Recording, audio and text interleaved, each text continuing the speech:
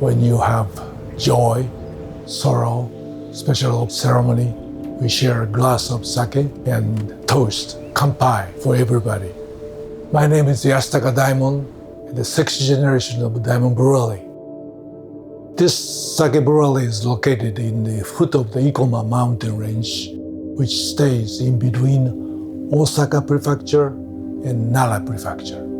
Daimon Brewery was founded in 1826. This is the end of Edo period, samurai era.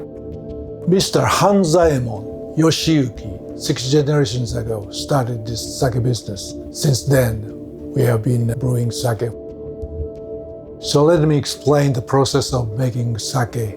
The first thing you have to do is polish rice.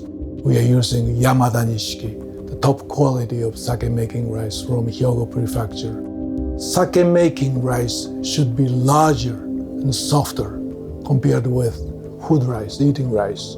Very high milling ratio, 100% to one whole grain comes 35%.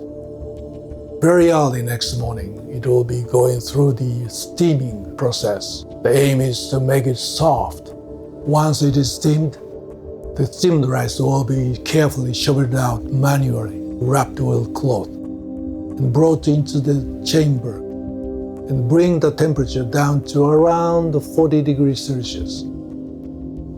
Once it is done, bring out the steamed rice into the koji making process and adding process. Sake making is conducted by 2 microorganisms, koji mold. Secondly, sake yeast. The steamed rice will go 2 directions. One is koji making, the other adding rice. So the koji making is a very characteristic process of sake making. If you compare with wine making, you harvest the grape, you press it, and you get a grape juice. If wine yeast contacts to the grape juice naturally or intentionally by human being, fermentation will occur naturally. But sake making, using rice, there is no original sugar. So the big question, how can you feed yeast to grow? Once steamed rice is brought into the koji making room, it will be spread on the table, and you will separate the sticking part carefully to sprinkle the koji mold onto it. Tiny powder will come down to the surface and mix it, and you will wrap with cloth, let the temperature and humidity go out. This is the starting time of koji making. It will take 2 whole days and nights. The moisture on the surface of each grain will be consumed. Then the koji mold will go into the center of each grain in order to survive. So this koji making process is to convert the starch of rice into sugar. Without this koji making, no fermentation will happen. After you have done the koji making, you have food in your hand. The work of sake yeast will start main fermentation.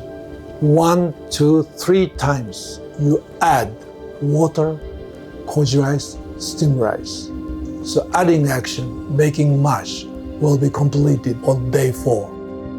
So brewmaster will take the droplets every day and analyze its alcohol contents, sugar level, acidity, fragrance, and try to find the best timing to press. Once the time comes, the mash will be sent to the pressing machine, and newly born sake will come to the tank.